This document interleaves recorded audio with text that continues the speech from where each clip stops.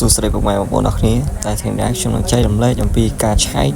លេខកូដ password Gmail របស់យើងដែលយើងបានភ្លេចនៅពេលដែលយើងប្រឡងយើងត្រូវការ Gmail អញ្ចឹងអ្នកគ្នាត្រូវការលេខកូដសម្រាប់ login ចូលអញ្ចឹងថ្ងៃនេះខ្ញុំនឹងបង្រៀនអ្នកគ្នារបៀបឆែក password Gmail របស់យើងជាដំបូងអ្នកគ្នាចូលមកកាន់ App Store នេះមកដើម្បីដំឡើងកម្មវិធីមួយដែលមានឈ្មោះថា Google នេះអ្នកគ្នាចុចវាតាមខ្ញុំមកនេះឧទាហរណ៍ថាគេចុច G O O L sorry អ្នកគ្នា G O O G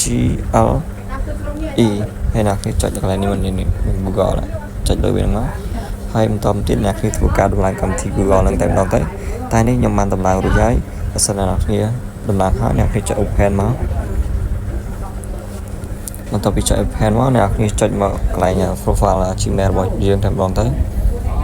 ហើយយើងបាន connect រួចហ្នឹងអានេះខ្ញុំបាន connect រួចហើយចឹងខ្ញុំហើយចុចម្ដងទាំងឡើយហ្នឹងខ្ញុំអាចប្រាប់អ្នកគ្នាបាននេះអ្នកគ្នាចុចលើ profile Gmail របស់យើងហ្នឹងមកហើយបន្តមកទៀតអ្នកគ្នាស្វែងរកពាក្យថា password នេះអ្នកគ្នាចុចលើវាហ្នឹងមកហើយបន្តមកទៀតអ្នកគ្នាចុចកន្លែងនេះមកនេះកន្លែង auto fill password with Google នេះអ្នកគ្នា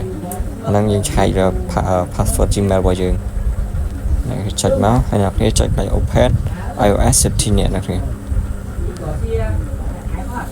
ហើយអានេះខ្ញុំបាន login លេខកូដ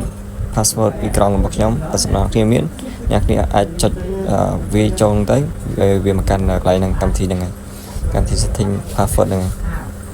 បើសិនអ្នកគ្នាអត់មានអ្នកគ្នាអាចចូលហ្នឹងទៅនេះយើងចង់អីគេយើងចង់ឆែកមើល password អីក៏បានអ្នកគ្នាដែលអ្នកគ្នាបានភ្ជាប់នេះវាមានច្រើនអញ្ចឹងអ្នកគ្នាចង់ឆែកមើល password Gmail របស់យើងអ្នកគ្នានេះ google.com នេះ